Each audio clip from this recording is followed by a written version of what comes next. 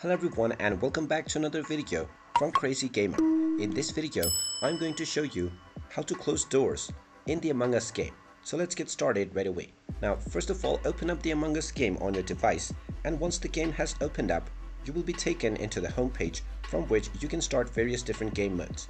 Now, after joining a game or creating your own, once the match has started, in order to be able to close doors, you will need to be the imposter within the game.